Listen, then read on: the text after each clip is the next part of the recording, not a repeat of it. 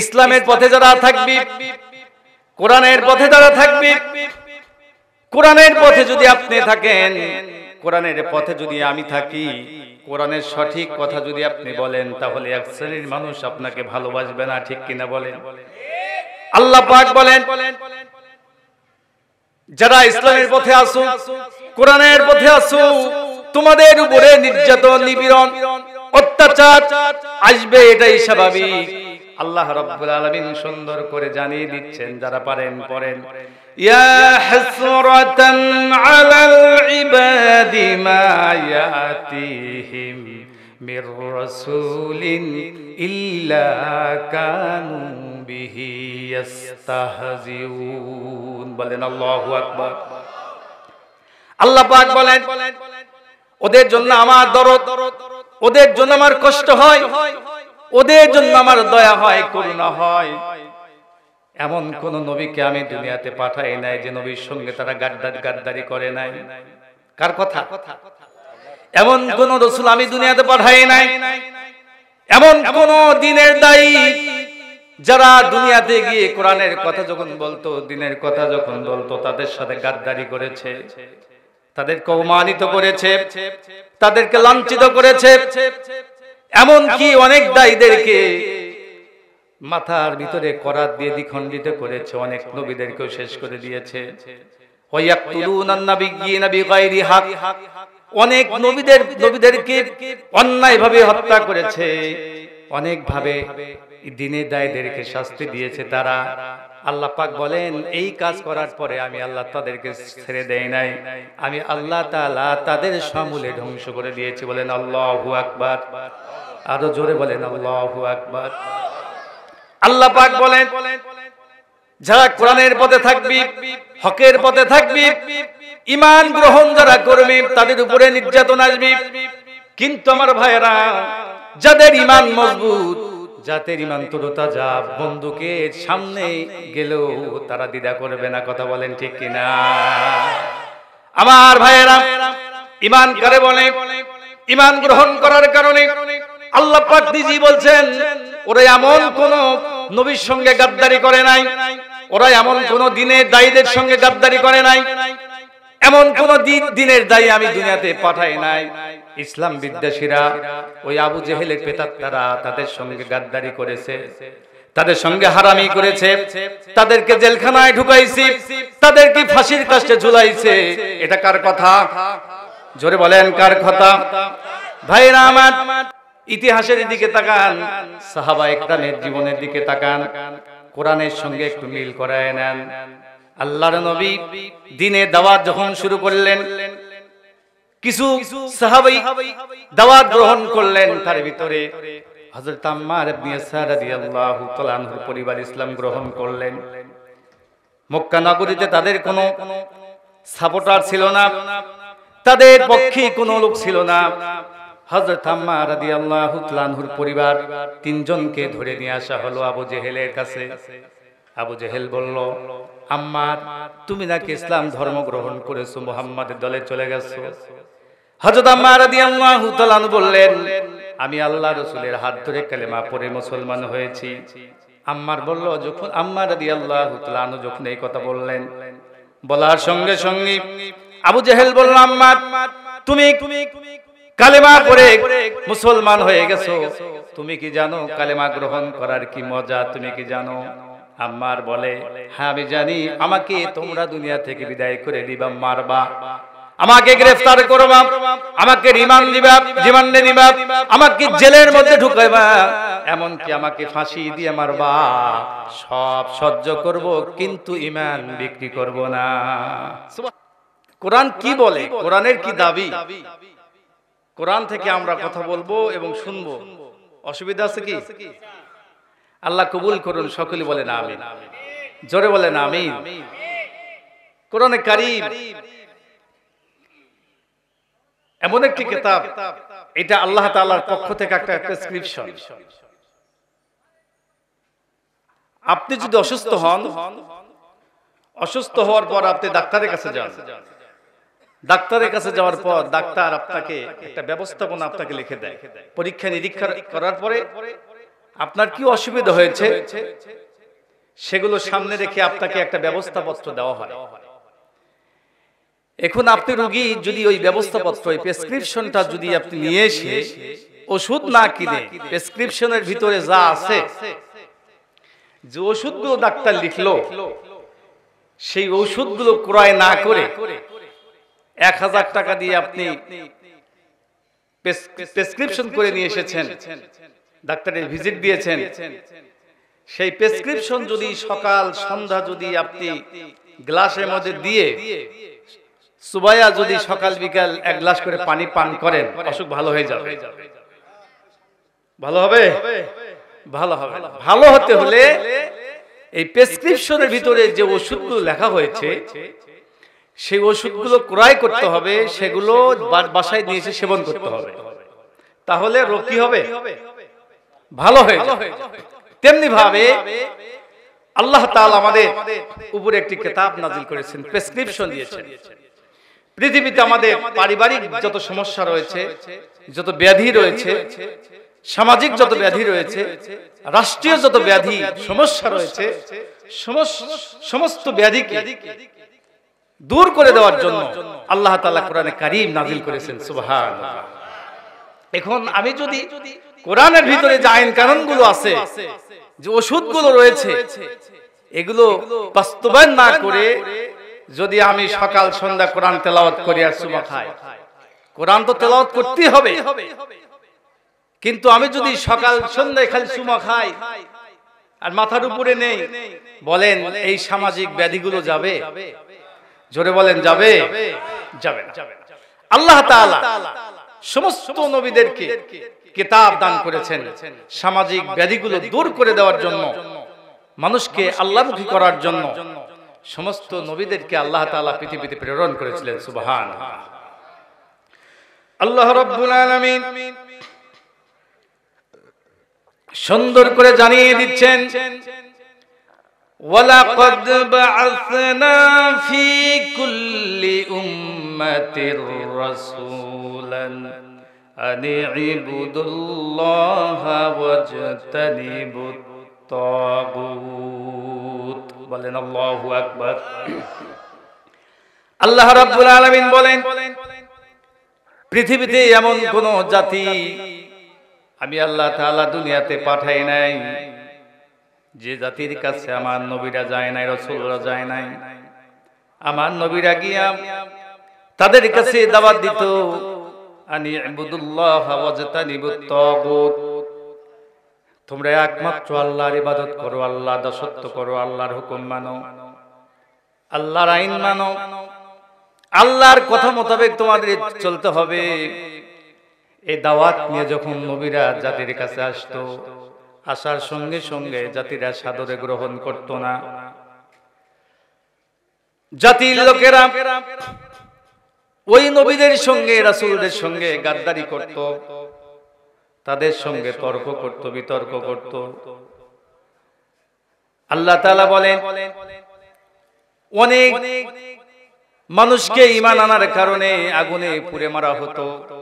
আল্লাহ রাব্বুল আলামিন সেই কথা সুন্দর করে তুলে ধরেছেন, ওয়াস-সামা ইযাতিল বুরুজি ওয়াল ইয়াউমিল মাওউদি ওয়া শাহিদিন ওয়া মাশহুদ কুতিলা আসহাবুল উখদুদ আন-নারি যাতিল ওয়াকুদ إذ هم عليها قعود وهم على ما يفعلون بالمؤمنين شهود وما نقموا منهم إلا أن يؤمنوا بالله العزيز الحميد بلين الله أكبر আল্লাহ পাক বলেন, বুরুজ বিশিষ্ট আসমানের শপথ, তারকা বিশিষ্ট আসমানের শপথ। আল্লাহ পাক বলেন, কিয়ামতের দিবসের শপথ, কিয়ামতের দিবসে যারা দর্শক হবে, দ্রষ্টা হবে, তাদের শপথ। যারা ইমানদার, ইমানদারদের জন্য গর্ত খনন করেছিল, গর্ত খনন করার পরে গর্তের মধ্যে ফেলে দিয়ে আগুনের কুণ্ডের মধ্যে ফেলে দিয়ে আগুনে মারা হতো। আর এক শ্রেণীর মানুষ ওই আগুনের কুণ্ডের চতুর্পাশে দাঁড়িয়ে দর্শকের ভূমিকা পালন করেছিল। ইমানদারদেরকে, তাওহীদপন্থীদেরকে আগুনের মধ্যে পুড়ে মারা হতো, সে দৃশ্য তারা দেখতেছিল, হাসি তামাশা করতেছিল। আল্লাহ পাক বলেন, এতগুলো জিনিসের শপথ করে আল্লাহ তাআলা বলছেন তারা ধ্বংস হয়ে গেছে, হালাক হয়ে গেছে। আমি আল্লাহ রাব্বুল আলামিন তাদেরকে ধ্বংস করে দিয়েছি ইমানদার ব্যক্তিদের সঙ্গে গাদ্দারি করার কারণে, তাদেরকে আগুনে পুড়ে মারার কারণে আমি আল্লাহ রাব্বুল আলামিন তাদের সমূলে ধ্বংস করে দিয়েছি। বলেন আল্লাহু আকবার। তাদের অপরাধ কি ছিল? তাদের অপরাধ ছিল ওয়ামা নাকামু মিনহুম ইল্লা আইয়ুমিনু বিল্লাহিল আজিজিল হামিদ। চিৎকার দিয়ে বলেন আল্লাহু আকবার। আল্লাহ পাক বলেন তাদেরকে আগুনে কেন মারা হলো? তাদের অপরাধ ছিল তারা আমি আল্লাহ আমার একত্বকে গ্রহণ করেছিল, আমি আল্লাহকে গ্রহণ করেছিল, ঈমান গ্রহণ করেছিল, ইসলাম গ্রহণ করেছিল, যার কারণে তাদেরকে আগুনে মারা হলো, আগুনে পুড়ে মারা হয়েছিল। আল্লাহ পাক বলেন আমি আল্লাহ তাআলা কাউকে ছাড় দেই নাই, আমি আল্লাহ তাআলা দুনিয়াতে তাদের দৃষ্টান্তমূলক শাস্তি দিয়ে বিদায় করে দিয়েছি। চিৎকার দিয়ে বলেন আল্লাহু আকবার। সে আল্লাহ আছে না নাই? জোরে বলেন আছে না নাই? আমার ভাইয়েরা, আল্লাহ তাআলা কাউকে ছাড় দেন না, ছেড়ে দেন কিন্তু ছাড় দেন না। আল্লাহ রাব্বুল আলামিন সুন্দর করে অন্য জায়গায় বলছেন, যারা পারেন সঙ্গে পড়েন, আলাম ইয়ারাউ কাম আহলাকনা ক্বাবলাহুম মিনাল কুরুনি আন্নাহুম ইলাইহিম লা ইয়ারজিউন। ওরা কি লক্ষ্য করে না ওদের কি চোখ কানা হয়ে গেছে? কে বলছেন? জোরে বলেন কে? আল্লাহ পাক বলেন ওদের কি চোখ কানা হয়ে গেছে? ওরা কি চোখে দেখে না ওদের পূর্ববর্তী উম্মতদেরকে, ওদের পূর্ববর্তী জাতিদেরকে আমি আল্লাহ আমার সঙ্গে নাফরমানি করার কারণে, আমার সঙ্গে গাদ্দারি করার কারণে, আমার নবীদের সঙ্গে গাদ্দারি করার কারণে, আমার দ্বীনের সঙ্গে গাদ্দারি করার কারণে আমি আল্লাহ রাব্বুল আলামিন তাদের সমূলে ধ্বংস করে দিয়েছি। বলেন আল্লাহু আকবার। আরো জোরে বলেন আল্লাহু আকবার। এই জন্য ইসলামের পথে যারা থাকবি, কোরআনের পথে যারা থাকবি, কোরআনের পথে যদি আপনি থাকেন, কোরআনের পথে যদি আমি থাকি, কোরআনের সঠিক কথা যদি আপনি বলেন, তাহলে এক শ্রেণীর মানুষ আপনাকে ভালোবাসবে না। ঠিক কিনা বলেন? আল্লাহ পাক বলেন যারা ইসলামের পথে আসো, কোরআনের পথে আসো, তোমাদের উপরে নির্যাতন, নিপীড়ন, অত্যাচার আসবে, এটাই স্বাভাবিক। আল্লাহ রাব্বুল আলামিন সুন্দর করে জানিয়ে দিচ্ছেন, যারা পারেন পড়েন, ইয়া হাসরাতান আলাল ইবাদি মা ইয়াতিহিম মির রাসূলিন ইল্লা কানু বিহি ইস্তাহজিউন। বলেন আল্লাহু আকবার। আল্লাহ পাক বলেন ওদের জন্য আমার দরদ, ওদের জন্য আমার কষ্ট হয়, ওদের জন্য আমার দয়া হয়, করুণা হয়। এমন কোন নবীকে আমি দুনিয়াতে পাঠাই নাই যে নবীর সঙ্গে তারা গাদ্দারি করে নাই। কার কথা? এমন কোন রাসূল আমি দুনিয়াতে পাঠাই নাই, এমন কোন দ্বীনের দায়ী যারা দুনিয়াতে গিয়ে কোরআনের কথা যখন বলতো, দ্বীনের কথা যখন বলতো, তাদের সাথে গাদ্দারি করেছে, তাদেরকে অপমানিত করেছে, তাদেরকে লাঞ্ছিত করেছে। এমন কি অনেক দায়ীদেরকে মাথার ভিতরে করাত দিয়ে দ্বিখণ্ডিত করেছে, অনেক নবীদেরকেও শেষ করে দিয়েছে। ওয়ায়াকতুলুনান নাবিয়্যিনা বিগাইরি হক, অনেক নবীদেরকে অন্যায়ভাবে হত্যা করেছে, অনেক ভাবে দ্বীনের দায়ীদেরকে শাস্তি দিয়েছে তারা। আল্লাহ পাক বলেন এই কাজ করার পরে আমি আল্লাহ তাদেরকে ছেড়ে দেই নাই, আমি আল্লাহ তাআলা তাদের সমূলে ধ্বংস করে দিয়েছি। বলেন আল্লাহু আকবার। আরো জোরে বলেন আল্লাহু আকবার। আল্লাহ পাক বলেন, যারা কোরআনের পথে থাকবি, হকের পথে থাকবি, ঈমান গ্রহণ যারা করবি, তাদের উপরে নির্যাতন আসবে। কিন্তু আমার ভাইরা, যাদের ঈমান মজবুত, যাদের ঈমান তরতাজা, বন্দুকের সামনে গেলেও তারা দ্বিধা করবে না। কথা বলেন ঠিক কিনা? আমার ভাইরা, ঈমান কারে বলে? ঈমান গ্রহণ করার কারণে আল্লাহ পাক নিজেই বলছেন, ওরা এমন কোন নবীর সঙ্গে গাদ্দারি করে নাই, ওরা এমন কোন দিনের দায়ীদের সঙ্গে গাদ্দারি করে নাই, এমন কোন দিনের দায়ী আমি দুনিয়াতে পাঠাই নাই। ইসলাম বিদ্বেষীরা, ওই আবু জেহেলের প্রেতাত্মারা তাদের সঙ্গে গাদ্দারি করেছে, তাদের সঙ্গে হারামি করেছে, তাদেরকে জেলখানায় ঢুকাইছি, তাদেরকে ফাঁসির কাস্টে ঝুলাইছে। এটা কার কথা? জোরে বলেন, কার কথা? ভাইরা আমার, ইতিহাসের দিকে তাকান, সাহাবা ইকরামের জীবনের দিকে তাকান, কোরআনের সঙ্গে একটু মিল করায় নেন। আল্লাহর নবী দ্বীনের দাওয়াত যখন শুরু করলেন, কিছু সাহাবী দাওয়াত গ্রহণ করলেন, তার ভিতরে হযরত আম্মার ইবনে ইয়াসার রাদিয়াল্লাহু তাআলা আনহুর পরিবার ইসলাম গ্রহণ করলেন। মক্কা নগরীতে তাদের কোনো সাপোর্টার ছিল না, তাদের পক্ষে কোনো লোক ছিল না। হযরত আম্মার রাদিয়াল্লাহু তাআলা আনহুর পরিবার তিনজনকে ধরে নিয়ে আসা হলো আবু জেহেলের কাছে। আবু জেহেল বলল, আম্মার, তুমি নাকি ইসলাম ধর্ম গ্রহণ করেছো, মুহাম্মাদের দলে চলে গেছো। হযরত আম্মার রাদিয়াল্লাহু তাআলা আনহু বললেন, আমি আল্লাহর রাসূলের হাত ধরে কালেমা পড়ে মুসলমান হয়েছি। আম্মার বলল, যখন আম্মার রাদিয়াল্লাহু তাআলা আনহু যখন এই কথা বললেন, বলার সঙ্গে সঙ্গে আবু জেহেল বলল, আম্মার, তুমি কালেমা পড়ে মুসলমান হয়ে গেছো, তুমি কি জানো কালেমা গ্রহণ করার কি মজা? তুমি কি জানো? আম্মার বলে, হ্যাঁ আমি জানি। আমাকে তোমরা দুনিয়া থেকে বিদায় করে দিবা, মারবা, আমাকে গ্রেফতার করবা, আমাকে রিমান্ডে দিবা, আমাকে জেলের মধ্যে ঢুকাইবা, এমনকি আমাকে ফাঁসি দিয়ে মারবা, সব সহ্য করব, কিন্তু ঈমান বিক্রি করব না। সুবহানাল্লাহ। হযরত আম্মার রাদিয়াল্লাহু তাআলা কে ধরা হলো। তৎকালীন সময় ভালো করে বোঝেন, সৈন্য বাহিনীকে বলা হলো, কে ধরো, জেলখানার ভিতরে নিয়ে যাও।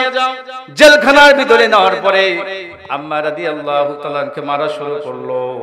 মারতে মারতে তাকে রক্তাক্ত করে ফেলে দিল।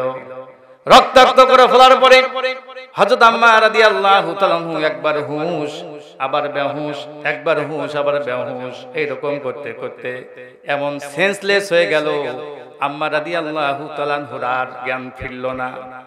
হযরত আম্মার রাদিয়াল্লাহু তাআলা দুনিয়া থেকে বিদায় হয়ে চলে গেলেন।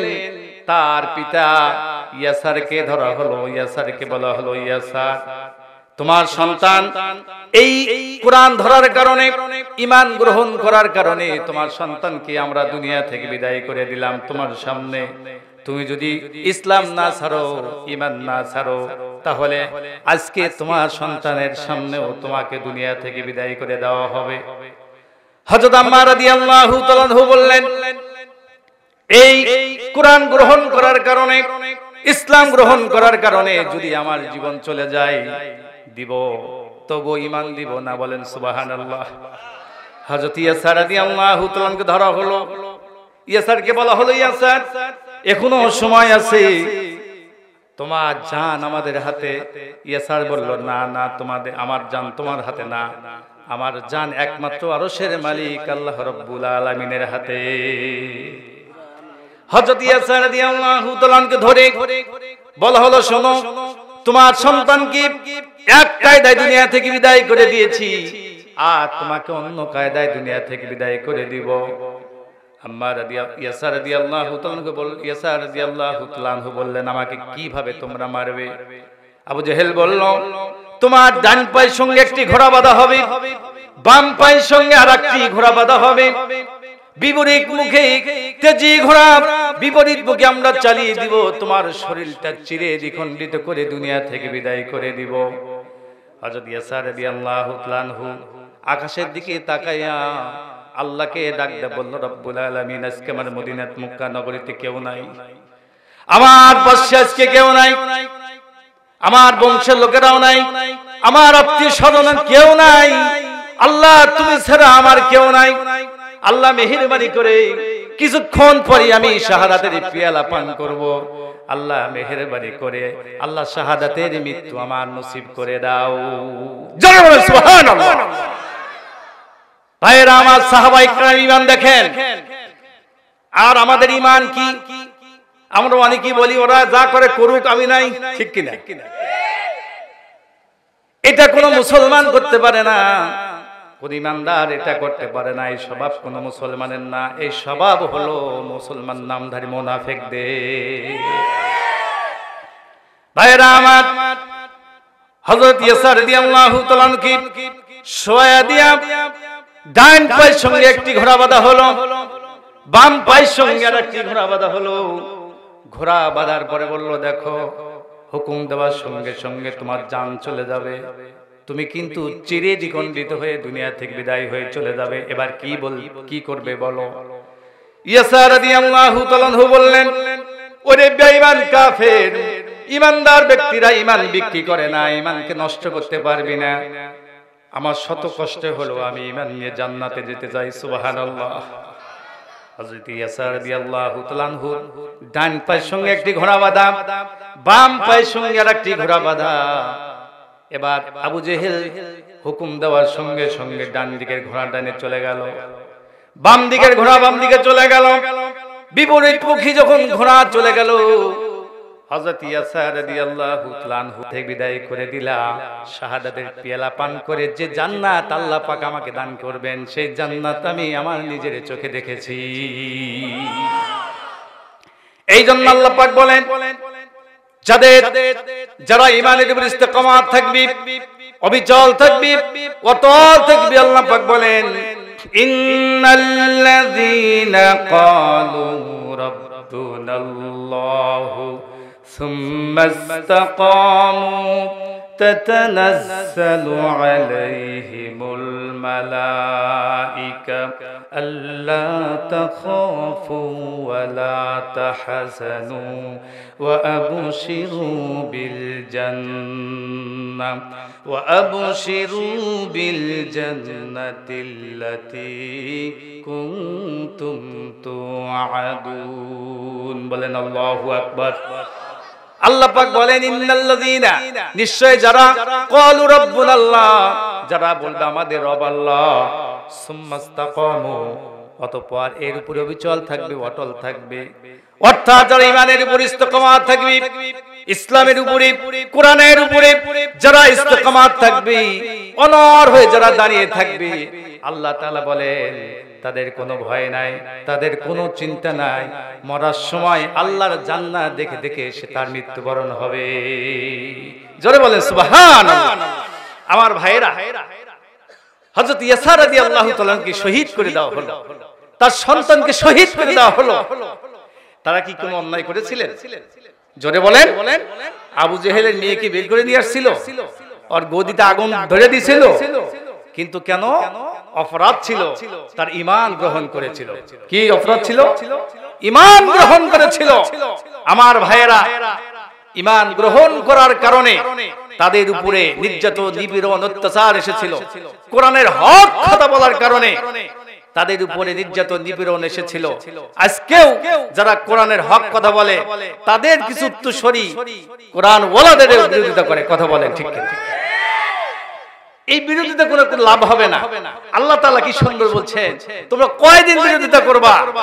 আমি আল্লাহ তাআলা তোমাদেরকে ছেড়ে দেই, ছাড় দেই না। টুমরো এই পৃথিবীতে তাদের বিচার হবে, কথা বলেন ঠিক কিনা? আল্লাহ তাআলা বলছেন, উদাহরণ দিয়ে বলছেন, তোমরা কি পূর্ববর্তীদেরকে দিকে তাকাও না? তারা কত গাদ্দারি করেছে আমার রাসূলদের সাথে, আমার নবীদের সাথে। আমি আল্লাহ তাআলা মাটির সঙ্গে মিশায় দিয়া তাদের নামগন্ধ আমি আল্লাহ পাক কিয়ামত পর্যন্ত তাদের নামগন্ধ রাখার কাউকে রাখি নাই। চিৎকার দিয়ে বলেন আল্লাহু আকবার। নবীজি ওরা জানে না কিয়ামতের ময়দানে যারা আজকে কোরআনের বিরোধিতা করছো, আল্লাহ পাক কি বলছেন কিয়ামতের ময়দানে তাদের কি পরিণতি হবে। আল্লাহ রাব্বুল আলামিন বলেন, ওয়ামান আ'রাদা আন যিকরি ফা ইন্না লাহু মাঈশাতান ضنكا ونحشره يوم القيامة أعمى বলেন আল্লাহু আকবার। কথা কি শুনতেছেন? আল্লাহ পাক কি বলেন? যারা দুনিয়াতে কোরআনের বিরুদ্ধে স্লোগান দিবে, কোরআনের বিরুদ্ধে অবস্থান করবে, আলেমদের বিরুদ্ধে যারা অবস্থান করবে, আল্লাহ পাক বলেন ওয়ানাহশুরুহু ইয়াউমাল কিয়ামাতি আ'মা, কিয়ামতের ময়দানে ওই ব্যক্তিদেরকে আমি আল্লাহ অন্ধ করে উঠাবো। কোরআনের উপরে অটল থাকতে রাজি আছি তো?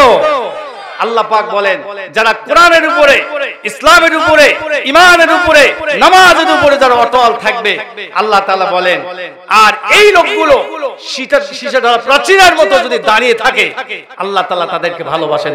চিৎকার দিয়ে বলেন সুবহানাল্লাহ। আল্লাহ রাব্বুল আলামিন বলেন ইন্নাল্লাহা ইউহিব্বুল্লাযীনা ইউকাতিলুনা ফি সাবিলিহি সাফফান কাআন্নাহুম বুনয়ানুম মারসুস। বলেন আল্লাহু আকবার। আল্লাহ তাআলা বলেন ওই সকল ব্যক্তিদেরকে আমি আল্লাহ রাব্বুল আলামিন ভালোবাসি যারা সীসা ঢালা প্রাচীরের মতো দাঁড়িয়ে আমার পথে লড়াই করে, আমার পথে সংগ্রাম করে, কোরআনের রাজ কায়েমের জন্য, কোরআন জমিনে প্রতিষ্ঠিত করার জন্য, সব জায়গায় কোরআনের রঙিন করার জন্য যারা প্রচেষ্টা চালায়, আল্লাহ তাআলা বলেন ওই ব্যক্তিদেরকে আমি আল্লাহ পাক ভালোবাসি। এটা কি আমার কথা না আল্লাহর কথা? জোরে বলেন ভাইরা আমার। এই কাজ যারা করবি, আল্লাহ পাক বলেন তোমরা কেন ভয় পাও, তোমরা কেন হতাশ হও, তোমরা এই কাজ করবে, আমি আল্লাহ পাক তোমাদেরকে পুরস্কার ঘোষণা করে দিয়েছি। আগেই তো তোমাদেরকে আমি দিয়েছি। তোমাদের জান, তোমার মাল আমি আল্লাহ তাআলা নিতে চাচ্ছি, কিন্তু এমনি না। আল্লাহ পাক বলেন তোমার জান এবং মাল আমি জান্নাতের বিনিময়ে আগেই ক্রয় করে নিয়েছি। মহান রব্বুল আলামিন সুন্দর করে জানিয়ে দিচ্ছেন ইন্নাল্লাহা আশতারা মিনাল মুমিনিনা আনফুসাহুম ওয়া আমওয়ালাহুম বিআন্না লাহুমুল জান্নাহ ইউকাতিলুনা ফি সাবিলিল্লাহি ইউকাতিলুনা ফি সাবিলিল্লাহি ফায়াকতুলুনা ওয়া ইউকতালুন। বলেন আল্লাহু আকবার। আল্লাহ পাক বলেন নিশ্চয় আমি আল্লাহ তোমাদের তাদের জান এবং মাল জান্নাতের বিনিময়ে ক্রয় করে নিয়েছি। কাদের জান এবং মাল আল্লাহ ক্রয় করে নিয়েছেন? আল্লাহ পাক বলেন যারা আমার রাস্তায় সংগ্রাম করে, আন্দোলন করে, লড়াই করে, আমার কোরআন জমিনে বাস্তবায়ন করার জন্য যারা প্রচেষ্টা চালায়, আমি আল্লাহ তাআলা তাদের জান এবং মাল আমার জান্নাতের বিনিময়ে ক্রয় করে নিয়েছি। জোরে বলেন সুবহানাল্লাহ। ভাইরা আমার, সাহাবা ইকরামের জীবনের দিকে তাকান। সাহাবা ইকরাম জানের মায়া করে নাই, সন্তানের মায়া করে নাই, বাড়ির মায়া করে নাই। হযরত মুসাব রাদিয়াল্লাহু তাআলা আনহুর জীবনের দিকে তাকান। মুসাব রাদিয়াল্লাহু তাআলা আনহু যখন ইসলাম গ্রহণ করলেন, তার বাবা মুশরিক, তার মা মুশরিকা, পরিবারের কেউ ইসলাম গ্রহণ করে নাই। এই মুসাব রাদিয়াল্লাহু তাআলা আনহু এমন একজন যুবক ছিলেন, জীবনে যে যে কাপড় একবার ব্যবহার করতেন, দ্বিতীয়বার আর ওই কাপড় কোনোদিন ব্যবহার করতেন না। যে সেন্ট একবার ব্যবহার করতেন, ওই সেন্ট আর দ্বিতীয়বার ব্যবহার করতেন না। যে রাস্তা দিয়ে মুসাব রাদিয়াল্লাহু তাআলা যাইতেন, মানুষ মনে করত এই রাস্তা দিয়ে মুসাব ছাড়া কেউ যায় নাই। এত বড় ধনী, এত বড় শৌখিন ব্যক্তি ছিলেন মুসাব রাদিয়াল্লাহু তাআলা।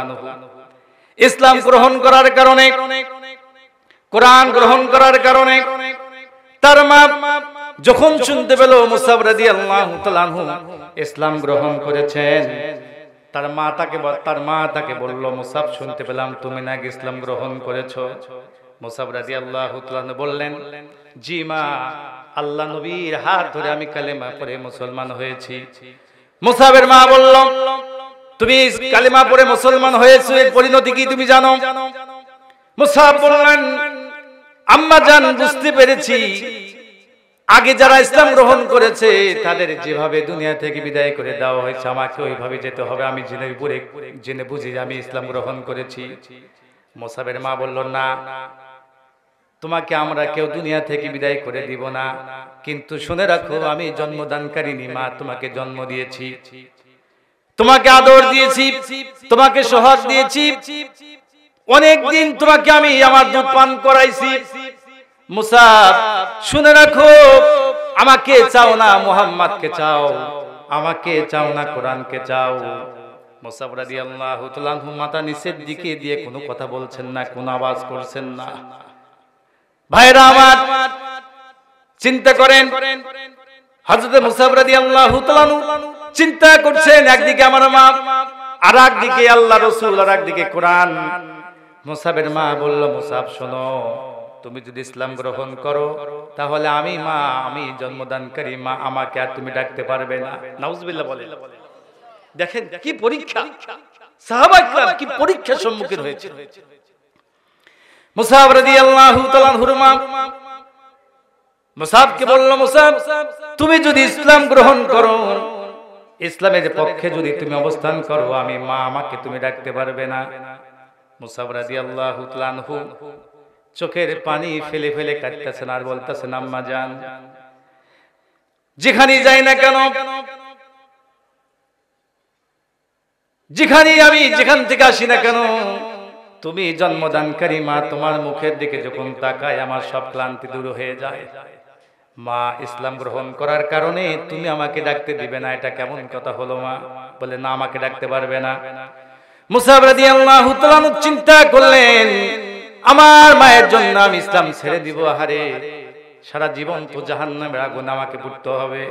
তার মাকে দাওয়াত দিল, মা, তুমি যদি জাহান্নামের আগুন থেকে বাঁচতে চাও তাহলে আল্লাহ নবীর কালিমা পড়ে তাড়াতাড়ি মুসলমান হয়ে যাও। মুসাবের মা শুনে না। মুসাব রাদিয়াল্লাহু তাআলা আনহুকে বলা হলো, মুসাব, শুধু আমাকে ডাকবে না তা না, তোমার আব্বা যত সম্পত্তি রয়েছে সব থেকে তোমাকে মাইনাস করা হবে। মুসাব বলল, আমি রাজি আছি।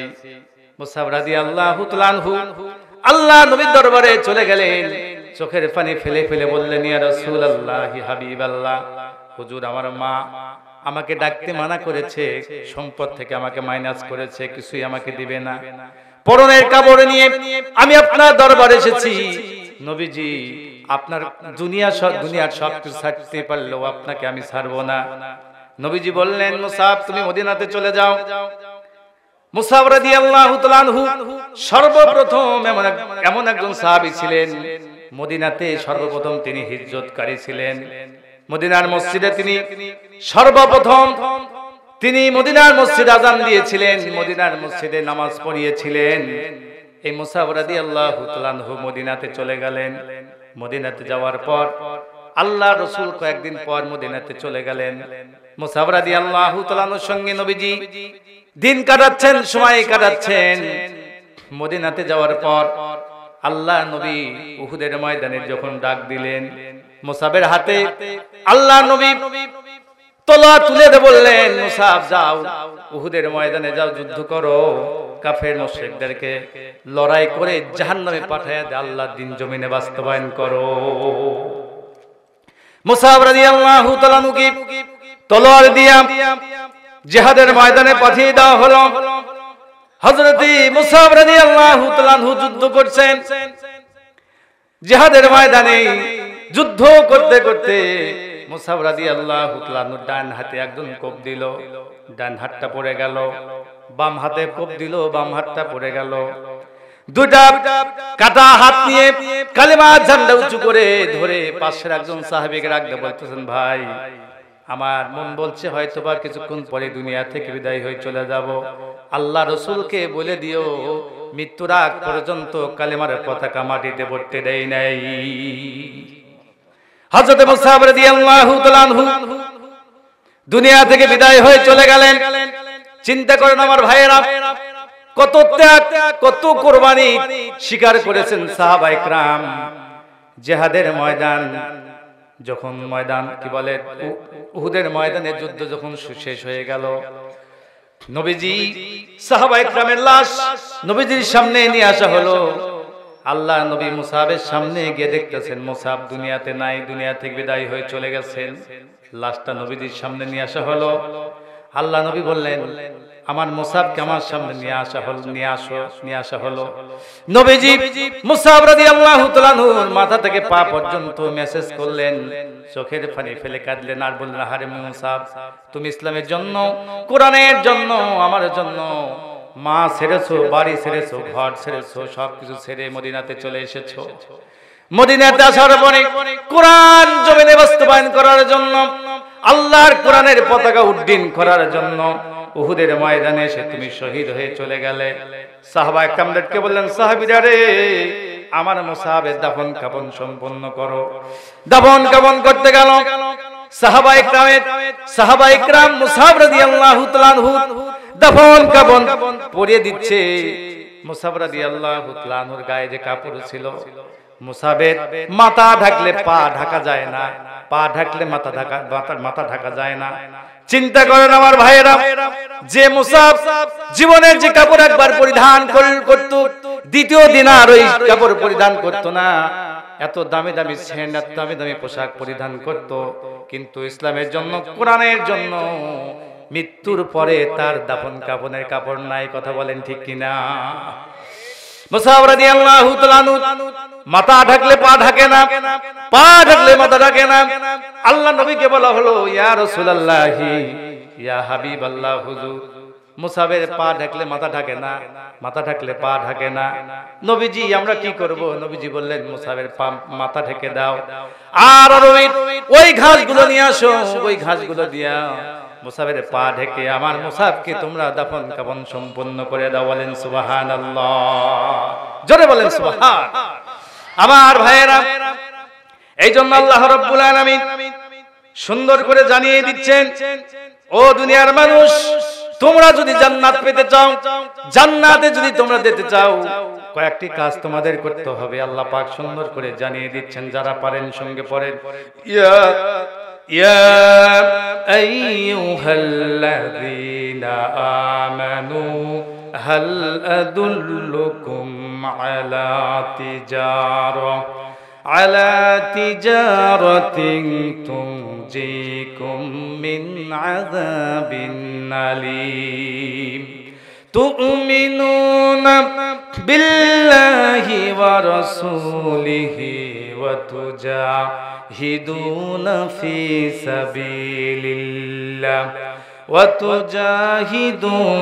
ফি সাবিলিল্লাহ বিআমওয়ালিকুম ওয়া আনফুসিকুম যালিকুম খায়রুল লাকুম ইন কুনতুম তা'লামুন। বলেন আল্লাহু আকবার, আর জোরে বলেন আল্লাহু আকবার। আল্লাহ রাব্বুল আলামিন বলেন, ইয়া আইয়ুহাল্লাযীনা আমানু, হে ঈমানদারেরা, হাল আদুল্লুকুম, আমি কি তোমাদের এমন একটি ব্যবসার কথা বলে দিব না, যে ব্যবসা করলে তুনজিকুম মিন আযাবিন আলীম, তোমরা কঠিন জাহান্নামের আগুন থেকে রক্ষা পাবে। সবাই কি জাহান্নামের আগুন থেকে রক্ষা পেতে চান? সবাই চান? আল্লাহ পাক বলেন, আমি আল্লাহ তোমাদের কি এমন একটি ব্যবসার কথা বলে দিব না, যে ব্যবসা করলে কঠিন জাহান্নামের আগুন থেকে রক্ষা পাবে। সঙ্গে সঙ্গে আল্লাহ তাআলা বললেন, তুমিনুনা বিল্লাহি ওয়া রাসূলিহি ওয়া তুজাহিদুনা ফি সাবিলিল্লাহ। এক নম্বর ব্যবসা হলো তুমিনুনা বিল্লাহি, আমি আল্লাহ, আমার উপরে বিশ্বাস তোমাদের রাখতে হবে, আমার উপরে ঈমান আনতে হবে, ওয়া রাসূলিহি, এবং রাসূলের উপরে বিশ্বাস স্থাপন করতে হবে। আমি আল্লাহ এবং আমার রাসূলের রাস্তায় যখন তুমি চলবা, চলার পরে ওয়া তুজাহিদুনা ফি সাবিলিল্লাহ, আমার জমিনে বাস্তবায়ন করার জন্য তোমরা কি করবে? জিহাদ করবা, সংগ্রাম করবা, আন্দোলন করবা। এটা কার হুকুম? জোরে বলেন, কার হুকুম? এটা কি কোন মনীষীর কথা? কথা বলেন, কোন দার্শনিকের কথা, কোন আলেমের কথা? আল্লাহ বলছেন, তুমিনুনা বিল্লাহি ওয়া রাসূলিহি ওয়া তুজাহিদুনা ফি সাবিলিল্লাহ। এক নাম্বার, আমি আল্লাহর উপর ঈমান আনো, রাসূলের উপর ঈমান আনো, ওয়া তুজাহিদুনা ফি সাবিলিল্লাহ, আর আমার রাহে সংগ্রাম করো, আন্দোলন করো। এই হুকুম কার? জোরে বলেন কার? এরপরে যদি কোনো কলিমুদ্দি সলিমুদ্দি কোনো জলটু ফন্টু যদি কয় যে এই কোরআনুল কারীমের ভিতরে এই আয়াতগুলো বাদ দিতে হবে, আপনারা কি মেনে নেবেন? জোরে বলেন, মেনে নেবেন? গায়ে এক ফোঁটা রক্ত থাকতে এই কথা কি মানা যাবে মুসলমান? কিন্তু দুঃখ এবং পরিতাপের বিষয় হলো এই আমাদের পার্শ্ববর্তী দেশ ভারত, এই ভারতের একজন কুলাঙ্গার, আজকে আমি ইন্টারনেটে দেখলাম এই ভারতের এক কুলাঙ্গার, সে ভারতের সুপ্রিম কোর্টে রিট করেছে মুসলমান নামধারী শিয়াপন্থী এই কাফের জাহান্নামের কি ভারতের সুপ্রিম কোর্টে রিট করেছে কোরআনে কারীমের ভিতরে 26 আয়াত মানুষকে জঙ্গিবাদ বানায়, মানুষকে সন্ত্রাসী বানায়, মানুষকে হত্যাকারী বানায়। অতএব এই 26 আয়াত কোরআনুল কারীম থেকে বাদ দিয়ে কোরআন সংশোধন করতে হবে। আস্তাগফিরুল্লাহ। আচ্ছা বলেন, এটা কি কোনো সাধারণ আওয়ামী লীগ যারা করে, যারা ক্ষমতায় আছে আজকে, ভাইদেরকে আমি প্রশ্ন করি, ভাই তুমি তো মুসলমান, তুমি কি এটা মেনে নিবে? বিএনপির ভাইরা মেনে নিবে? জাতীয় পার্টির ভাইরা মেনে নিবে? তোমার ভিতরে যদি আল্লাহর কসম, আল্লাহর কসম, আল্লাহর কসম মুসলমানের রক্ত হয়, কোন মুসলমান এটা মানতে পারে না। কিন্তু দুঃখ এবং পরিতাপের বিষয় হলো এই ভারতের সুপ্রিম কোর্ট এই মামলা সঙ্গে সঙ্গে খারিজ করে দেওয়ার কথা দরকার ছিল, ঠিক কিনা? কিন্তু ভারত সরকার, ভারতের সুপ্রিম কোর্ট এটা করে নাই, বহাল দেখে ঝুলন্ত অবস্থায় রেখেছে। তার ফলশ্রুতিতে আজকে আমি দেখলাম বাংলাদেশের এক কুলাঙ্গার, বাংলাদেশ হিন্দুদের ভিতরে যেটা উগ্রপন্থী হিন্দুরা, হিন্দুদের মধ্যে একটা সংগঠন ইসকন সংগঠনের এক কুলাঙ্গার লাইভ এসে বলেছে যে বাংলাদেশের হাইকোর্টে আমি এটা রিট করব, বাংলাদেশের কোন আইনজীবী যদি আমাকে সহযোগিতা করে, আমি আমার ইমেল নাম্বার দিয়ে দিলাম, জিমেল নাম্বার দিয়ে দিলাম, বাংলাদেশের কোন আইনজীবী যদি আমাকে সমর্থন করে, আমাকে যদি সহযোগিতা করে, আমি নিজে হাইকোর্টে রিট করব। চিৎকার দিয়ে বলেন নাউজুবিল্লাহ। আরো জোরে বলে নাউজুবিল্লাহ। মুসলমান ঘরে বসে থাকার আর সময় নাই, ঘরে বসে থাকার তাসবিহটা পড়ার সময় নাই।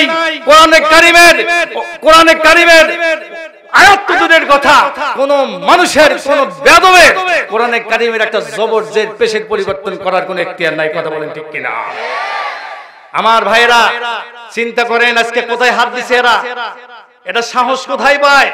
একের পর এক, একের পর এক কোরআন বিরোধী, ইসলাম বিরোধী কার্যকলাপ যদি শুরু করে দেয়, এই বাংলাদেশ ইসলাম এইরকম ওয়াজ করার মতো আর সুযোগ থাকবে না, ঠিক কিনা বলে?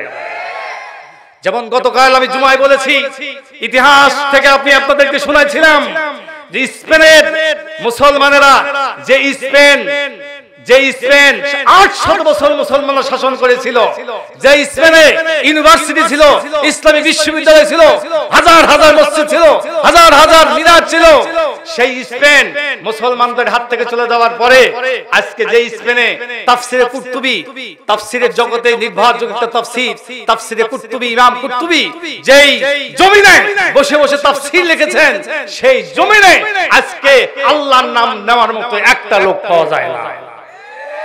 কেন? একের পর এক কোরআন বিরোধী, ইসলাম বিরোধী, নবী বিদ্বেষী কার্যকলাপ যখন শুরু করে দিয়েছিল, ভারতে ওই স্পেনের মুসলমানরা চুপ করেছিল, আন্দোলন করে নাই, মিছিল করে নাই, মিটিং করে নাই, যার কারণে সেই দেশে আর মুসলমান নাই। কথা বলেন ঠিক কিনা? আমার দেশেও যদি আমরা চুপ করে বসে থাকি মুসলমান, টুমরো বাংলাদেশে ইসলামের নাম নেওয়ার লোক থাকবে না। কথা বলেন ঠিক কিনা? কিন্তু বাংলাদেশ স্পেনের মতো দেশ না, এই দেশের মানুষ জীবন দিবে কিন্তু কোরআনকে জমিনে প্রতিষ্ঠিত করবে। কথা বলেন ঠিক কিনা? ভাইরা আমার, কষ্ট হচ্ছে? ভাইরা আমার, আল্লাহ রাব্বুল আলামিন বলেন তুমিনুনা বিল্লাহি ওয়া রাসূলিহি। এক নম্বরের ব্যবসা হলো তোমরা আল্লাহর উপর ঈমান আনবা, রাসূলের উপর ঈমান আনবা। 3 নম্বর হলো ওয়া তুজাহিদুনা ফি সাবিলিল্লাহ, আমার রাহে সংগ্রাম করো, আমার রাহে তোমরা যুদ্ধ করো। এই হুকুম কার? জোরে বলেন কার? এই তিনটি কাজ যদি তোমরা করতে পারো, এই যুদ্ধ করবা কি দিয়া? বিআমওয়ালিকুম ওয়া আনফুসিকুম, তোমাদের মাল লাগবে আর জান লাগবে, ঠিক কিনা বলেন? শুধু মাল দিয়ে হবে না, শুধু জান দেয়া হবে না, মালও লাগবে, জানও লাগবে। আল্লাহ তাআলা বলেন তুমিনুনা বিল্লাহি ওয়া রাসূলিহি ওয়া তুজাহিদুনা ফি সাবিলিল্লাহ বিআমওয়ালিকুম ওয়া আনফুসিকুম যালিকুম খায়রুল লাকুম ইন কুনতুম তা'লামুন। বলেন আল্লাহু আকবার। আল্লাহ রাব্বুল আলামিন সুন্দর করে জানিয়ে দিচ্ছেন, যদি তোমরা এই তিনটি কাজ করতে পারো তাহলে আমি আল্লাহ পাক তোমাদেরকে এমন জান্নাত দান করব যে জান্নাতের নিচে নহর প্রবাহিত। ভাইরা আমার, সাহাবায়ে ইকরাম সেই জান্নাত পাওয়ার লোভে চিন্তা করেন। আমি একটু চিন্তা করলাম, আহারে আমার তো দুটো সন্তান আল্লাহ দান করেছেন। আমি অনেক জায়গায় মাহফিলে যাই, আমার বড় ছেলেটা দুই একদিন না দেখলে মাদ্রাসার মধ্যে কাঁদে। বাড়িতে গিয়া বলে, মা আমার আব্বু কোথায়? কয়েকদিন হলো আমার আব্বুকে দেখি না। আমারও খারাপ লাগে, যেখানে যাই না কেন আমার সন্তানদেরকে আমি দেখা করে যাই। এই মাদ্রাসায় দিয়েছি, সন্তান যতদিন ছিল না এই মায়া বুঝি নাই, কিন্তু সন্তান হওয়ার পরে চিন্তা করছে, আরে আমার আব্বা তো আমাকে এরকম আদর করে। আমার আব্বাকে আমি মাকে বাড়িতে রেখে এখানে দিনে দিবাদ করতেছি, চিন্তা করি আহারে আমার মাও তো আমার জন্য এরকম পাগল, আমার বাবাও তো আমার জন্য এরকম পাগল। এইরকম সন্তান, আমি আমার সন্তানকে যেরকম ভালোবাসি, সব মানুষই তার সন্তানকে ভালোবাসে, ঠিক কিনা বলেন? আপনিও আপনার সন্তানকে ভালোবাসেন, আমি আমার সন্তানকে ভালোবাসি। এটা আল্লাহ তাআলার সৃষ্টির নিজাম, কথা বলেন ঠিক কিনা? আমার ভাইয়েরা, সাহাবায়ে ইকরাম তো মানুষ ছিলেন, তারা তো ফেরেশতা ছিল না, আমাদের মতোই মানুষ ছিল। তাদের ঈমান আর আমাদের ঈমান দেখেন। আমাদের ভিতরে কিছু মানুষ, এই যে গতকালকে আহারে 8 থেকে 10 জন মানুষ দুনিয়া থেকে বিদায় হয়ে চলে গেল। আপনি কি মনে করেন পুলিশের সামনে গুলিবিদ্ধ হওয়া এটা কি চারটিখানি ঈমানের কথা না? কথা বলেন ঠিক কিনা? কত বড় ঈমান চিন্তা করেন, কত বড় ঈমানের শক্তি হলে এই কাজ করতে পারে। আমার ভাইয়েরা, আল্লাহ নবী যখন জিহাদের জন্য সাহাবায়ে ইকরামদেরকে ডাক দিয়েছেন, ছোট ছোট বাচ্চারা আহারে আব্বু আব্বু বলে ডাকতো, আর বলল, আব্বু আপনি যাবেন না জিহাদের ময়দানে? সন্তানকে বলছে, সন্তান তুমি এই কথা বলো না, আজকে যদি তোমাদেরকে তোমাদের মহব্বতে বাসায় বসে থাকি, আল্লাহর কোরআন দুনিয়া থেকে বিদায় হয়ে চলে যাবে, আল্লাহর কোরআনের নাম গন্ধ নেওয়ার লোক থাকবে না। নবীজি আমার মুতার যুদ্ধে 3 জন সেনাপতি নিযুক্ত করলেন। নবীজি বললেন, ও সাহাবীরা, মুতার যুদ্ধে তোমাদের সেনাপতি আমি নিযুক্ত করছি, আমার পালক পুত্র জায়েদ। জায়েদ কোথায়? জায়েদ বলল, লাব্বাইকে রাসূলুল্লাহ, আব্বা জান আমি হাজির আছি। জায়েদ বলে, ইয়া রাসূলুল্লাহি, আপনি যখন আমাকে জিহাদের সেনাপতি বানাইলেন আমি গ্রহণ করলাম নবীজি, কোনো সমস্যা নাই। নবীজি বললেন, জায়েদ চলে যাও, তোমার মায়ের কাছে বিদায় নিয়ে আসো।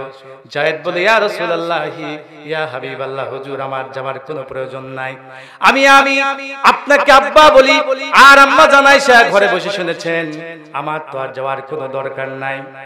নবীজি বললেন, জায়েদ যদি মুতার যুদ্ধে শহীদ হয়ে যায় তাহলে দ্বিতীয় নাম্বার সেনাপতি হবে জাফর বিন আবু তালেব। জাফর বিন আবু তালেব যদি শহীদ হয়ে যায় তাহলে 3 নম্বর সেনাপতি হবে আব্দুল্লাহ বিন রওহা। আব্দুল্লাহ বিন রওহা যদি শহীদ হয়ে যায়, তোমরা পরামর্শ করে সাহাবায়ে ইকরাম একজন সেনাপতি বানায় নিবে। নবীজি বললেন, যাও তোমরা যাও, পরিবারের কাছে সালাম নিয়ে বিদায় নিয়ে আসো। আমার ভাইরা, আল্লামা কাসির আল বিদায়া ওয়া নিহার কিতাবের মধ্যে ঘটনাটা উল্লেখ করেছেন। হযরত জাফর রাদিয়াল্লাহু তাআলা আনহু তার বাসায় চলে গেলেন, ছোট্ট ছোট্ট বাচ্চারা। আমি হাদিসখানা যখন পড়তেছিলাম আমার চোখে পানি চলে আসলো, আহারে এটা যদি আমার জীবনে হয় আমি কিভাবে সহ্য করব? আমার সন্তানদের সামনে তাদের কান্নাকাটি করে আমি জিহাদের ময়দানে যাব, এটা কিন্তু সবচেয়ে বড় পরীক্ষা, কথা বলেন ঠিক কিনা?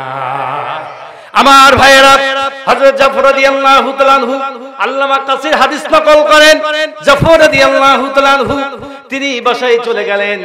বাসায় যাওয়ার পরে তার বিবিকে লক্ষ্য করে বললেন, বিবি রে, আল্লাহর নবী মুতার যুদ্ধে আমাকে সেনাপতি বানায় পাঠাচ্ছেন। বিবি রে, আজকে জিহাদের ময়দানে চলে গেলাম, তুমি আমার জন্য দোয়া করো। আর আমার ছোট্ট ছোট্ট বাচ্চাদেরকে তোমার কাছে রেখে গেলাম, আমার ছোট্ট বাচ্চাদেরকে তুমি দেখে রেখো।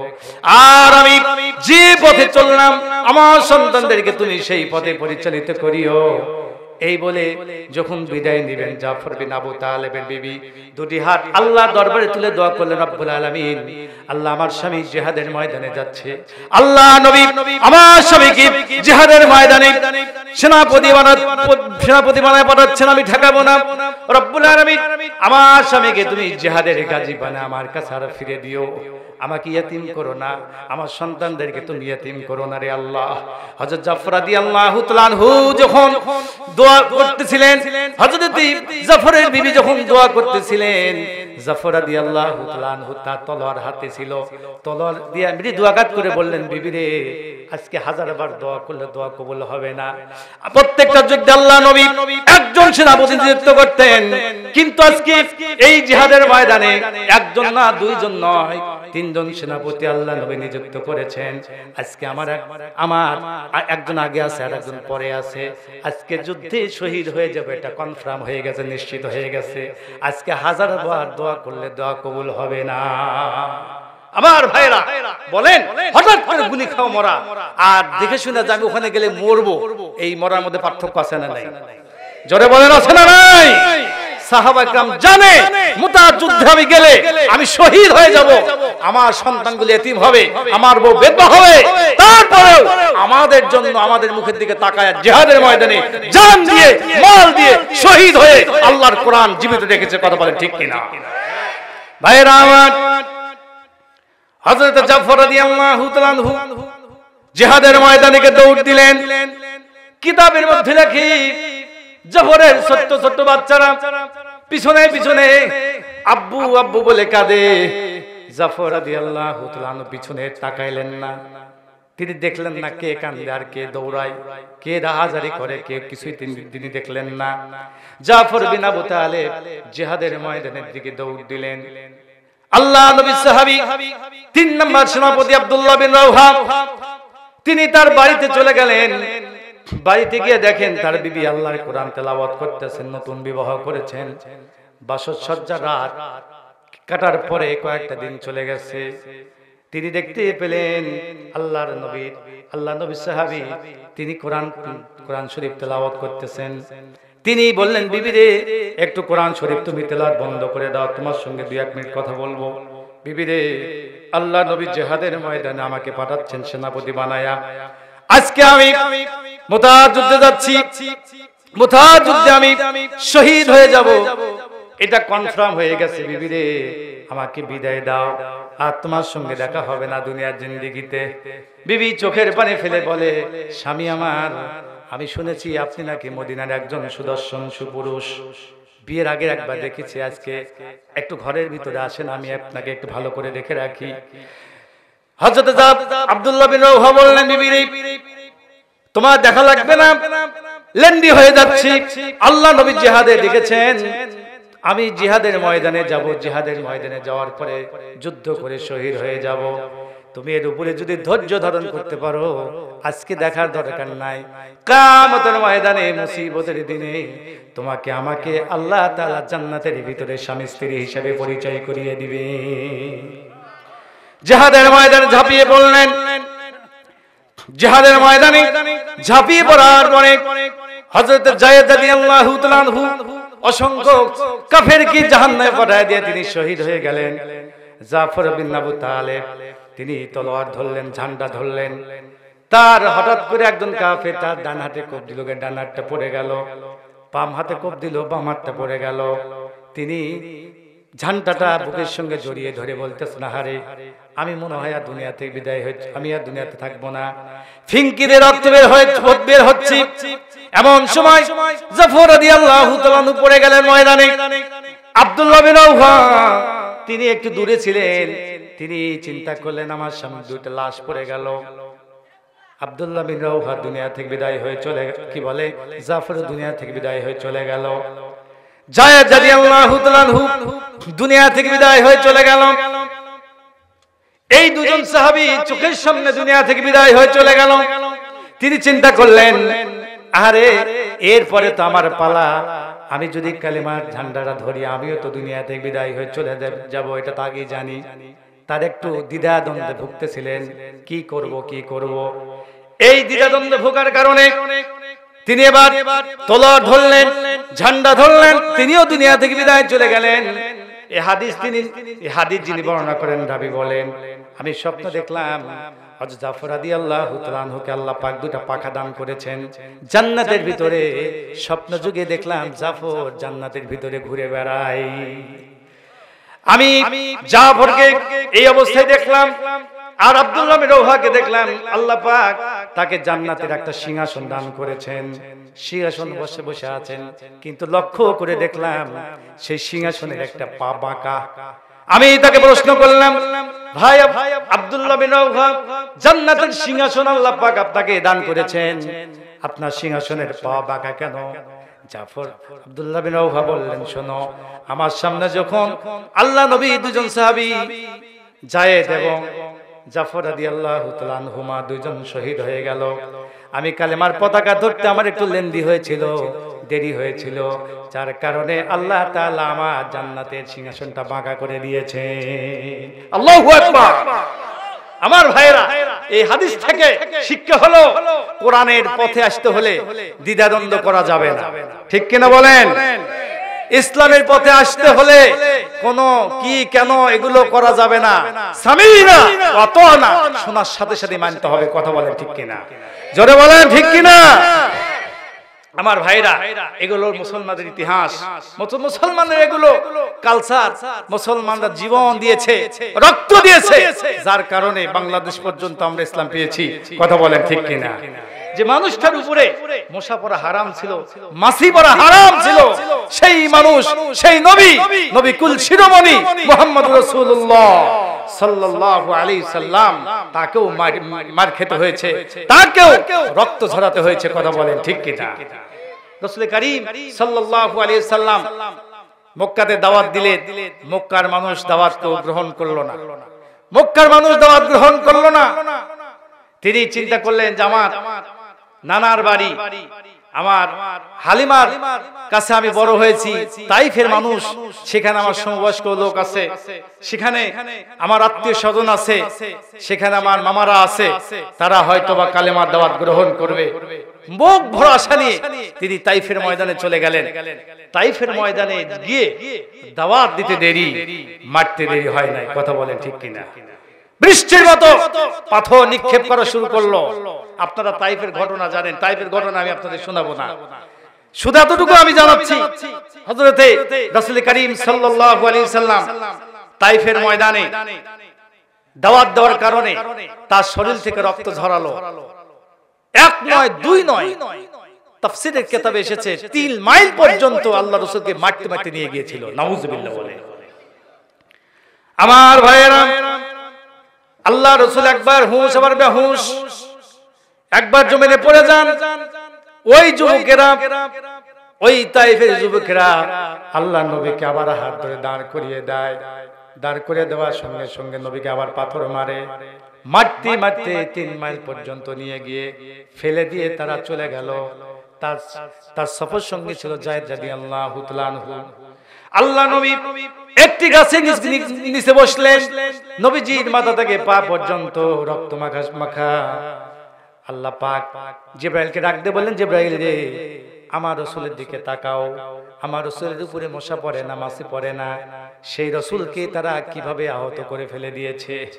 হযরত জিবরাইলকে ডাক দিয়ে বললেন, জিবরাইল, যে নবীর জন্য আমি আসমান বানালাম, যে নবীর কারণে জমিন বানালাম, तमाम দুনিয়া বানালাম, আমি লক্ষ্য করেছি আল্লাহ নবীর মাথা থেকে পা পর্যন্ত রক্ত, এক ফোঁটা রক্ত জমিন স্পর্শ করে নাই।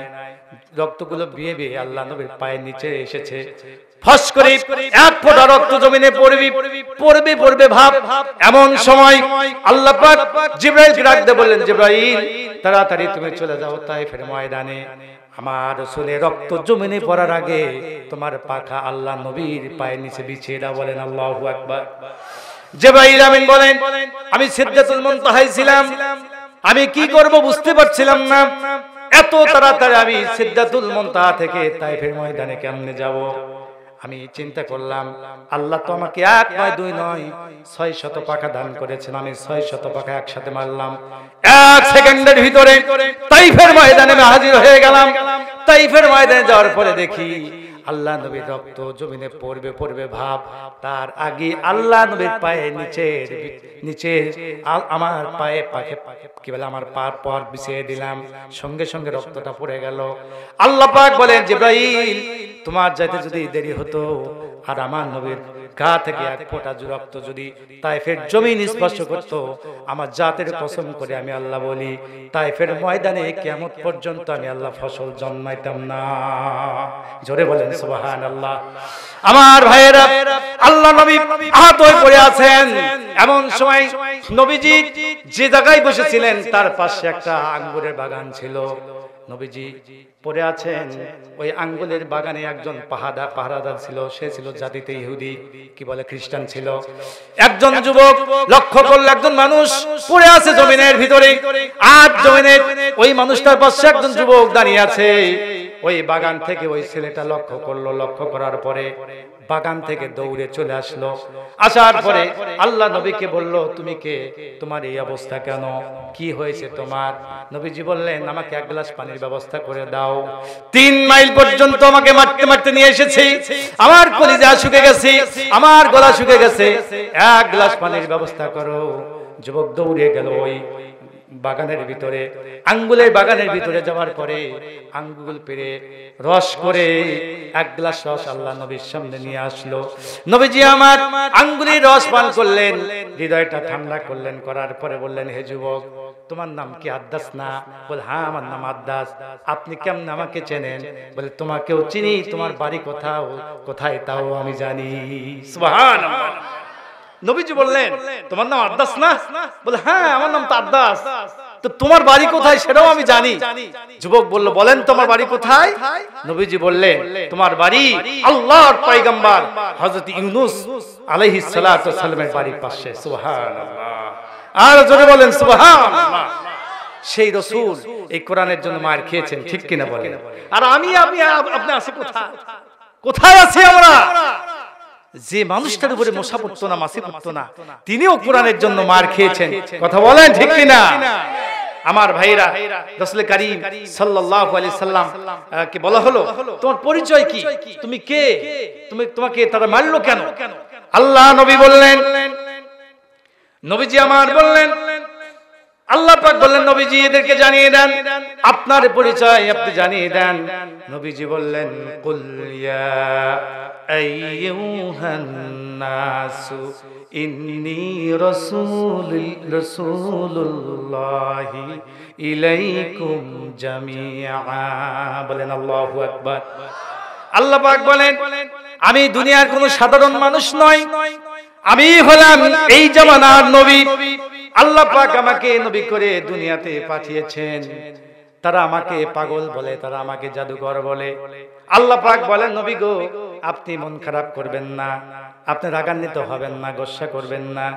আল্লাহ পাক সঙ্গে সঙ্গে আয়াত নাযিল করে নবীকে সান্ত্বনা দিয়ে বললেন ইয়াসিন ওয়াল কুরআনিল হাকীম ইন্নাকা লামিনাল মুরসালিন আলা সিরাতিম মুস্তাকিম। বলেন আল্লাহু আকবার। আল্লাহ পাক বলেন বিজ্ঞানময় কিতাবের শপথ, আমি আল্লাহ তাআলা শপথ করে বলতেছি আপনি পাগল না, আপনি জাদুকর না, আমি আল্লাহ তাআলা আপনাকে রাসূল করে দুনিয়াতে প্রেরণ করেছি। জোরে বলেন সুবহানাল্লাহ। আমার ভাইয়েরা, আমার বন্ধুগণ, সেই রাসূল এমন একজন রাসূল ছিলেন, তিনি শুধু মানুষের রাসূল ছিলেন না, তিনি শুধু আসমানের নবী ছিলেন না, জমিনের নবী ছিলেন না, তামাম দুনিয়া রহমত করে আল্লাহ পাক দুনিয়াতে পাঠিয়ে দিয়েছেন। কথা বলেন ঠিক কিনা? গরুর নবী ছিলেন, তিনি আকাশের তারকার নবী, সূর্যের নবী, চন্দ্রের নবী, সমস্ত কিছুর নবী মুহাম্মদুর রাসূলুল্লাহ সাল্লাল্লাহু আলাইহি সাল্লাম। আল্লাহ নবীর সামনে নবীজি মরুভূমির ভিতর দিয়ে যাচ্ছেন, এমন সময় একটা বুড়া গরু আল্লাহ নবীর সামনে এসে বলতেছে, ইয়া রাসূলুল্লাহ, ইয়া হাবিবাল্লাহ, হুজুর আমি খাটতে খাটতে আমি বুড়ো হয়ে গেছি। আমাকে 6টা ভাই লালন পালন করত, আমাকে দিয়ে চাষাবাদ করত, কিন্তু আজকে আমি আর কাজকর্ম করতে পারি না, বুড়ো হয়ে গেছি। নবীজি আমি শুনতে পেলাম তারা নাকি আমাকে জবাই করে ফেলবে। নবীজি যাদেরকে এতদিন খাওয়াইলাম, খেটে খাওয়াইলাম, আজকে আমি থাকতে পারি না, চলতে পারি না, সেই জন্য তারা আমাকে জবাই করবে। নবীজি এই কথা শোনার সাথে সাথে ওই 6 জন যুবককে ডাক দিয়ে নিয়ে আসলো। আসার পরে নবীজি বললেন, তোমরা নাকি এই গরুটাকে জবাই করবে? বলে হ্যাঁ, জবাই করার নিয়ত করেছি। নবীজি বললেন, না এটা জবাই করা যাবে না। নবীজি বললেন, এটা জবাই করা যাবে না। 6 জন যুবক বলল, হুজুর তাহলে এই গরুটা আমি ওয়াকফ করে দিলাম, বাইতুল মাল নিয়ে যান, আপনি আপনার জন্য আমি দিয়ে দিলাম। 6 জন যুবক বলল, নবীজি এই গরু আপনি নিয়ে যান। নবীজি বললেন, না না, এই গরু আমি নিব না, আজ থেকে গরুর গলায় কোনো রশি দিবা না, গরু যেখানে যায় সেখানে যেতে পারবে, গরু যা খাইতে চায় খাইতে পারবে, যতদিন গরু দুনিয়াতে বাঁচবে কোনদিন আর গরুর গলায় দড়ি দিবে না। বলেন সুবহানাল্লাহ। আল্লাহ পাক বলেন, নবীজি আমি আল্লাহ রাব্বুল আলামিন আপনাকে এই দুনিয়াতে প্রেরণ করেছি, এই দুনিয়াতে শুধু মানুষের জন্য রহমত করে পাঠাই নাই। নবীজি আমি আল্লাহ পাক ওমা আরসালনাকা ইল্লা রাহমাতাল লিল আলামিন। জোরে বলেন সুবহানাল্লাহ। নবীজি तमाम বিশ্ববাসীর রহমত করে আমি আল্লাহ আপনাকে দুনিয়াতে প্রেরণ করেছি। চিৎকার দিয়ে বলেন সুবহানাল্লাহ। আর জোরে বলেন সুবহানাল্লাহ। নবীজি ওরা দাওয়াত গ্রহণ করে না, ওরা কালেমা গ্রহণ করে না। কি শেষ করব? কাল সন্ধ্যে নাকি? আচ্ছা আমার ভাইরা, নবীজি কি বলা হলো, ইয়া রাসূলুল্লাহ, হাবিবাল্লাহ, ওরা দাওয়াত গ্রহণ করে না। আপনার মন কেন বিষণ্ণ? আপনি কেন মন খারাপ করেন? আমি আল্লাহ তাআলা আপনাকে বলি, तमाम দুনিয়ার সমস্ত মানুষের অন্তরে আমি আল্লাহ আমার 2 আঙ্গুলের ভিতরে, আমি যদি ইচ্ছা করি 1 সেকেন্ডের ভিতরে तमाम দুনিয়ার ইহুদি খ্রিস্টান যত মানুষ রয়েছে, হিন্দু বৌদ্ধ খ্রিস্টান যত আল্লাহর দ্রোহী নাফরমানি যত মানুষ আছে, আমি আল্লাহ যদি ইচ্ছা করি 1 সেকেন্ডের ভিতরে হেদায়েত দিয়ে জান্নাত দিতে পারি। ঠিক কিনা বলেন? কিন্তু আপনি কেন মন খারাপ করেন? আপনার মন খারাপ করার কোনো প্রয়োজন নাই। আপনি শুধু আপনার কাজ চালিয়ে যান, বাদ বাকি আমার কাজ আমি যা করি করব, আপনার কাজ আপনি চালিয়ে যান। নবীজি ওরা আজকে কোরআন মানছে না, কোরআনের বিরোধিতা করছে, ওরা আজকে আলেমদের বিরোধিতা করছে, আলেমদের বিরুদ্ধে স্লোগান দিচ্ছে, কোরআনের বিরুদ্ধে স্লোগান দিচ্ছে। নবীজি এই বাহাদুরি আমি আল্লাহ বেশি দিন রাখবো না। কত রাজা বাদশাদেরকে আমি দুনিয়াতে বিদায় করে দিলাম, কত বড় বড় প্রভাবশালী ব্যক্তিকে আমি আল্লাহ দুনিয়া থেকে বিদায় করে দিলাম। নবীজি আপনি মন খারাপ করবেন না। নবীজি ওরা জানে না কিয়ামতের ময়দানে যারা আজকে কোরআনের বিরোধিতা করছো, আল্লাহ পাক কি বলছেন, কিয়ামতের ময়দানে তাদের কি পরিণতি হবে। আল্লাহ রাব্বুল আলামিন বলেন, ওমান আ'রাদা আন যিকরি ফা ইন্না লাহু মাঈশাতান ضنكا ونحشره يوم القيامة أعمى। বলেন আল্লাহু আকবার। কথা কি শুনতেছেন? আল্লাহ পাক কি বলেন, যারা দুনিয়াতে কোরআনের বিরুদ্ধে স্লোগান দিবে, কোরআনের বিরুদ্ধে অবস্থান করবে, আলেমদের বিরুদ্ধে যারা অবস্থান করবে, আল্লাহ পাক বলেন ওয়ানাহশুরুহু ইয়াউমাল কিয়ামাতি আ'মা। কিয়ামতের ময়দানে ওই ব্যক্তিদেরকে আমি আল্লাহ অন্ধ করে উঠাবো। তারা অন্ধ হয়ে কিয়ামতের ময়দানে উঠবে। তারা কি বলবে?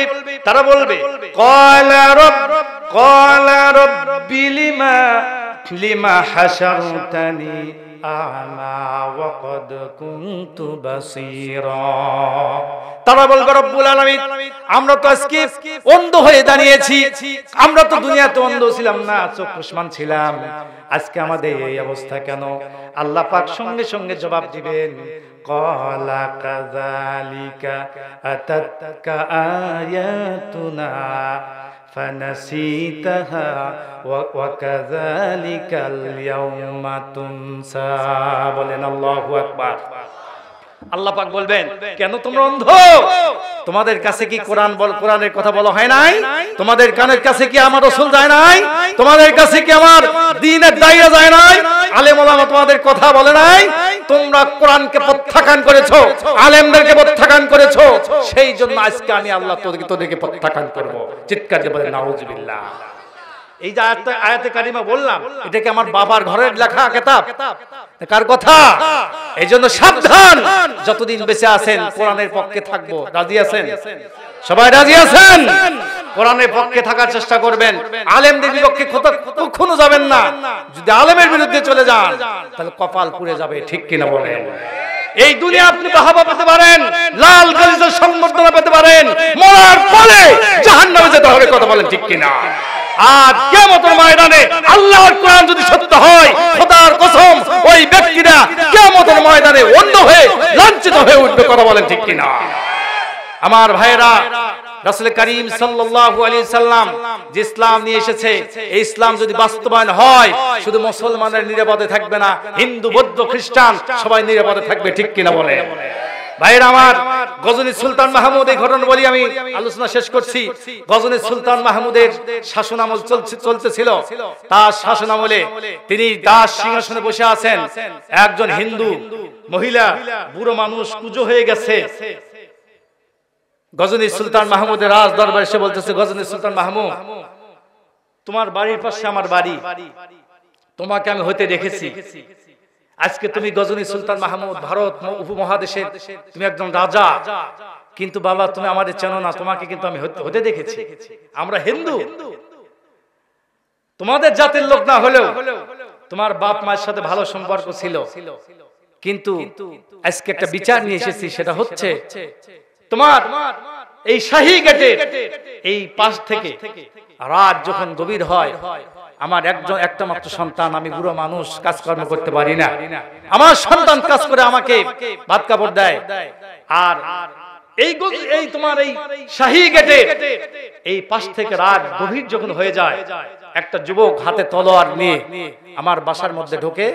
আমার পুত্রবধূ, আমি কয়েকদিন আগে তাকে বিবাহ করাইছি, আমার পুত্রবধূর সঙ্গে জিনা ব্যভিচার করার হুমকি দেয়। চিৎকার দিয়ে বলেন নাউজুবিল্লাহ।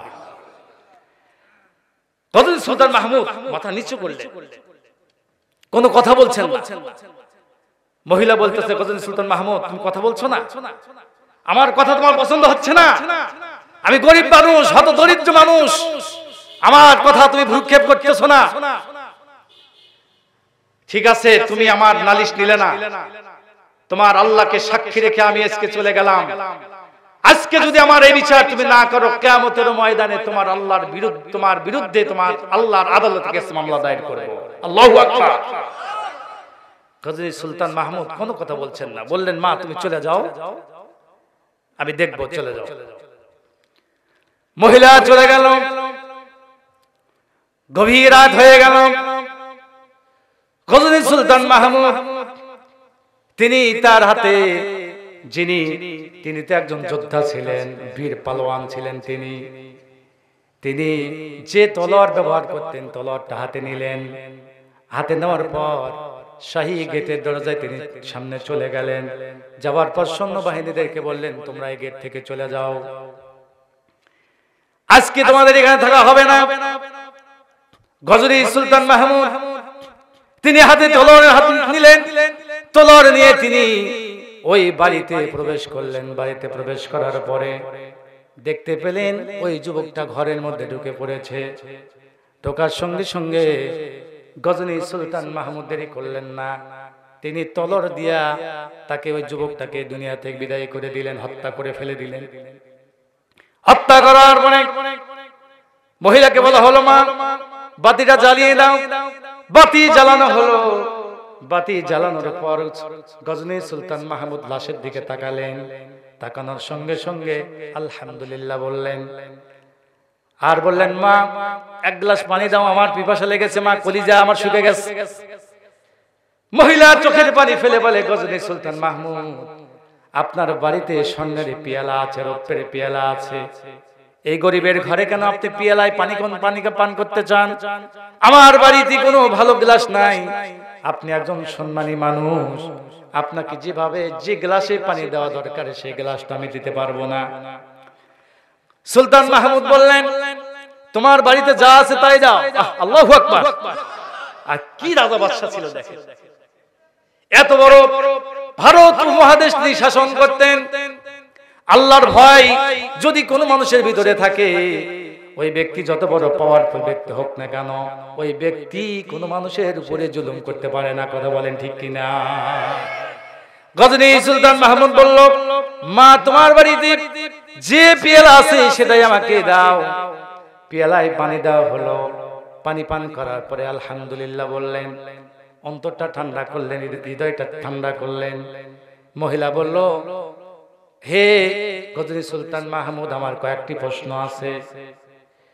তুমি গত রাত্রিতে তোমাকে যখন আমি বিচারে দিলাম, তুমি আমার সঙ্গে কেন কথা বললে না? হঠাৎ করে আমার বাড়িতে তুমি প্রবেশ করলে। প্রবেশ করার পরে আমার লাশটা হত্যা করার পরে তুমি বাতি জ্বালাইলে। বাতি জ্বালানোর পর লাশের দিকে তাকাই আলহামদুলিল্লাহ বললে কেন? ব্যাপার কি? আর আমার বাড়িতে তুমি পানি পান করলে কেন? গজনী সুলতান মাহমুদ চোখের পানি ফেলে দিয়ে বলে, মা তুমি যখন আমাকে বিচার দিয়েছিলা, আমার হৃদয়ের ভিতরে কম্পন শুরু হয়ে গিয়েছিল। তুমি যেভাবে বর্ণনা দিচ্ছিলা, আমার মনে হলো আমার কয়েকটি সন্তান আছে, আমার সন্তান ছাড়া এই কাজ কেউ করতে পারে না। তুমি যেভাবে বর্ণনা দিয়েছিলা, এত বড় সাহস এই ভারত উপমহাদেশে গজনী সুলতান মাহমুদ বেঁচে আছে, এত বড় জঘন্য কাজ আমার সন্তানরা ছাড়া কেউ করতে পারে না। সেই জন্য আমি তোমার সঙ্গে কোনো কথা বলতে পারি নাই। চিন্তা করলাম আমার সন্তানের বিচার আমি করতে পারবো কিনা। আর যদি বিচার না করতে পারি, আজকে পার পেলেও কিন্তু আল্লাহর আদালতে পার পাবো না। সেই জন্য আমি চিন্তার মধ্যে পড়ে গিয়েছিলাম, তোমার সঙ্গে ভালো করে কথা বলি নাই। যখন আমি নিশ্চিত হলাম না না এটা আমার সন্তান না, এটা অন্য কেউ, সেই জন্য লাশের দিকে তাকাই আমি আলহামদুলিল্লাহ পড়েছি। আল্লাহু আকবার। গজনী সুলতান মাহমুদ তিনি বললেন, মা তুমি যখন আমাকে বিচারে দিয়েছিলা, সেই সময় আমি পণ করেছিলাম, আল্লাহকে বলেছিলাম, রব্বুল আলামিন যতক্ষণ পর্যন্ত এই বুড়ি মহিলার বিচার না করতে পারবো, ততক্ষণ পর্যন্ত আমি পানি পান করব না। তোমার বিচার যখন করতে পেরেছি, তোমার ঘরের পানি দিয়ে আমি ইফতার করলাম। বলেন সুবহানাল্লাহ। আর জোরে বলেন সুবহানাল্লাহ। আমার ভাইরা, তাহলে ইসলাম যদি প্রতিষ্ঠিত হয়, ইসলাম এমন একটি ধর্ম যে ধর্ম অন্য ধর্মের উপর আঘাত করে না, ঠিক কিনা? ইসলাম ধর্ম অন্য ধর্মের মানুষদের চরিত্র এবং মানুষদেরকে পাহারা দেয়। কথা বলেন ঠিক কিনা? আল্লাহ পাক আমাদের বোঝার তৌফিক দান করেন। সকলে বলি আমিন।